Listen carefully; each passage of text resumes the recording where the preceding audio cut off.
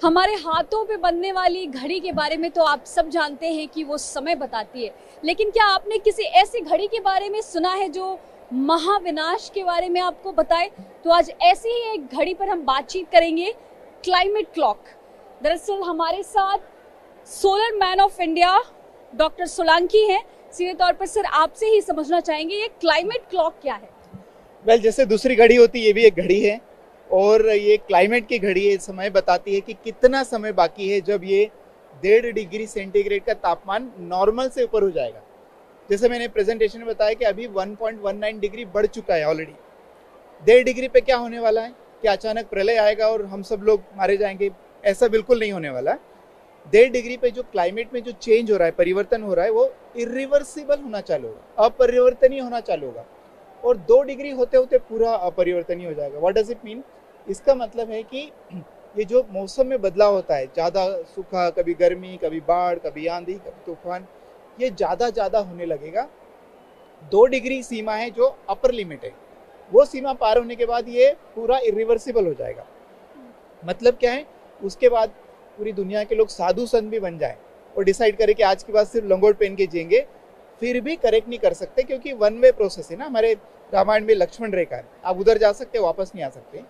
ये जो irreversible change लगभग वैसा ही है, इसलिए ये घड़ी बताती है। आप देख सकते हैं। इस घड़ी के बारे में बताइए, एक्सप्लेन कीजिए कि कैसे ये बताता है कि आगे क्या महाविनाश हो सकता है। अगर हम अब भी नहीं चेते तो आगे क्या होगा, ये कैसे बताएगा? यही बताएगा कि ये जो 1.5 डिग्री है, ये कितना हम कार्बन डाइऑक्साइड उत्सर्जित करते हैं। आज की तारीख में आपको आश्चर्य होगा सारे दर्शकों को, एक सेकंड में, मात्र 1 सेकंड में 14 लाख किलोग्राम कार्बन डाइऑक्साइड हवा में छोड़ते हैं। 14 लाख, और करीब 280 बिलियन टन और छोड़ सकते हैं, इतना हमारे पास मार्जिन है।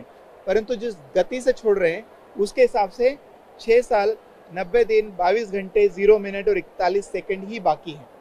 ये जो घड़ी बताती कितना समय बाकी है जब यहाँ टच होंगे और जहाँ से अपरिवर्तनीय परिवर्तन होना चालू हो जाए। ये घड़ी जो है वो काम कैसे करती है और किस तरीके से ये बता रही है कि 6 साल है, ये कैसे निकल रहा है? एक हमारा नंबर होता है कार्बन बजट, कितना कार्बन बजट बाकी है।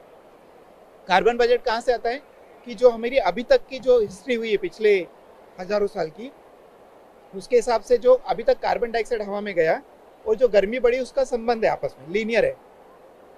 उस संबंध से हम अनुमान लगाते हैं कि 1.5 डिग्री जाने में और कितना कार्बन एमिट कर सकते हैं, जिसको कार्बन बजट कहते हैं।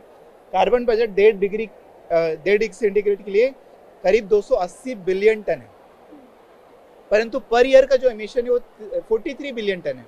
तो 280 को 43 से भाग देंगे तो लगभग 6 साल 90 दिन का ही समय बाकी है। तो हमारे पास मुश्किल से 6 साल है, ऐसे में क्या कुछ करना चाहिए खास तौर पे हमारे दर्शकों के लिए? ये बताइए किस तरीके से हम अपने पर्यावरण को बचा सकते हैं, इसमें एक आम आदमी किस तरीके का योगदान दे सकता है? बहुत सरल है। मैं हमेशा कहता हूँ कि यदि किसी को कैंसर हो जाए तो पैरासीटामोल लेके इलाज नहीं कर सकते, राइट? कैंसर हो जाए तो कैंसर सेल को बॉडी से हटाना पड़ता है। ये जो क्लाइमेट चेंज, उसका रूट क्या है? जड़ है कार्बन का उत्सर्जन। पेट्रोल, डीजल, एलपीजी, सीएनजी, ये सब का उपयोग करते हैं तो कार्बन एमिशन होता है। तो सबसे पहले उसको कम करके 0 लाना पड़ेगा और अपने को सोलर एनर्जी पे स्विच होना पड़ेगा 100%, 99 भी नहीं, 100%। वैसे भी सोलर ऊर्जा हमारे जीवन के अस्तित्व का केंद्र है, जिसके बिना कोई जीवन पॉसिबल नहीं है। हम लोग एक तरह से रास्ता भटक गए कि कोयला, पेट्रोल, डीजल उपयोग करते हैं, तो वापस हमारे केंद्र पर आना पड़ेगा, 100% सोलर ऊर्जा पे जाना पड़ेगा। परंतु सोलर ऊर्जा पे जाने के पहले कुछ नियम का पालन करना पड़ेगा। हमारे घर में रहने के नियम होते हैं ना कि बेडरूम में सोएंगे, किचन में खाना बनाएंगे, बाथरूम में नहाएंगे। उल्टा नहीं करते, बेडरूम में खाना बनाएंगे, किचन में नहाएंगे। धरती पे रहने के भी नियम हैं।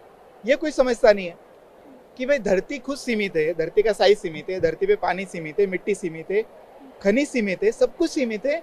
तो ये कंटिन्यूअस प्रगति होना चाहिए, प्रोडक्शन बढ़ना चाहिए, कंजम्पशन बढ़ना, ये पॉसिबल नहीं है। तुम्हारी सैलरी फिक्स होती है तो खर्चा फिक्स होता है ना। उसी तरह से धरती पे सब कुछ फिक्स है तो जरूरतें फिक्स होना चाहिए। जरूरतों फिक्स करके यदि हम सोलर पे स्विच करेंगे और आत्मनिर्भर बनेंगे तो एनर्जी स्वराज आएगा।